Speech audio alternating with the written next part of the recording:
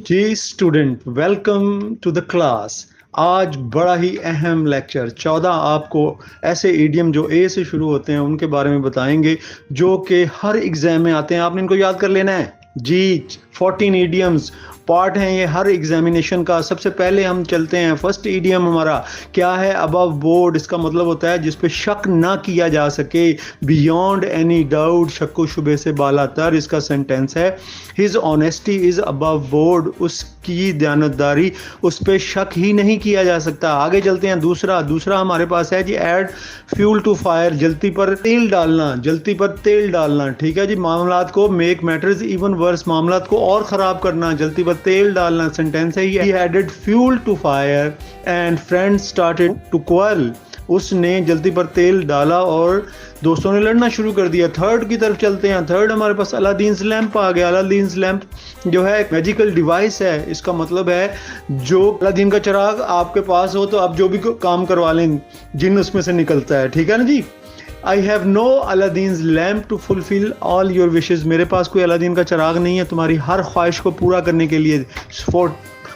चौथे को आप देखते हैं। चौथा हमारे पास ऑल एंड सन्ड्री आ गया। ऑल एंड सन्ड्री का मतलब होता है पब्लिक इन जनरल, हर कोई, हर खासो आम, हर कोई। All and sundry was present in the meeting. हर कोई जो है वो मीटिंग में हाजिर था। इसके बाद पांचवें की तरफ आते हैं। पांचवा हमारे पास all in all. All in all का मतलब होता है जिसे सब इख्तियार हासिल हो।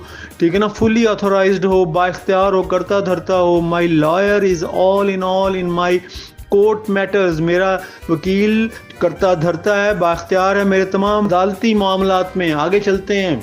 हमारे पास एप्पल ऑफ डिस्कॉर्ड आ गया। फसाद की जड़, फसाद की जड़, रीज़न ऑफ डिस्प्यूट। फसाद की जड़ के में हम देखते हैं the property of father is an apple of Discord between these brothers.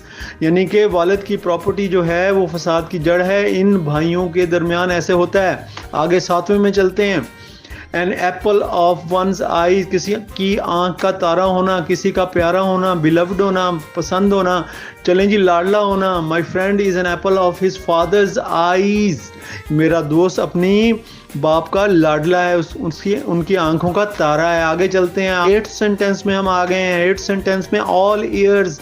इसका मतलब होता है मुकम्मल जो है तवज्जो के साथ। ऑल ईयर्स, फोकस्ड, अटेंटिव, मुकम्मल मुतवज्जो, हमतनगोश इसे बोलते हैं। My class was all ears during principal speech.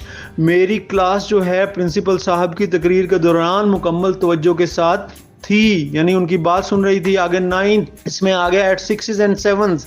इसका मतलब होता है मुंतशिर हालत में, मुंतशिर हालत में, स्कैटर्ड। ठीक है ना, मुंतशिर, बिखरे हुए। इसमें everything was at 6 and 7 when I entered in my room. हर चीज़ मुंतशिर हालत में थी जब मैं अपने कमरे में दाखिल हुआ। 10वां हमारे पास आ गया 10th N axe to grind. इसका मतलब अपना उल्लू सीधा करना, अपना मतलब ही निकालना। सीक वंस ओन बेनिफिट, अपना फ़ायदा ही ढूंढना, अपना उल्लू सीधा करना। Selfish people have always an axe to grind. जो लोग मतलबी होते हैं हमेशा अपना ही मतलब निकालते हैं, अपना ही फ़ायदा देखते हैं। आगे चलते हैं। 11th हमारे पास आ गया जी, क्या जी? एट सी। इसका मतलब होता है परेशान, मिक्स्ड अप, परप्लेक्स्ड, परेशान। ठीक है ना, मुतज़ब्ज़ब, बुखलाहट में। ठीक है जी। He can not take decision because he is always at sea. वो फैसला ही नहीं कर पाता क्योंकि वो हमेशा परेशान ही रहता है, मुतज़ब्ज़ब रहता है कि मैं ये करूं या ये ना करूं।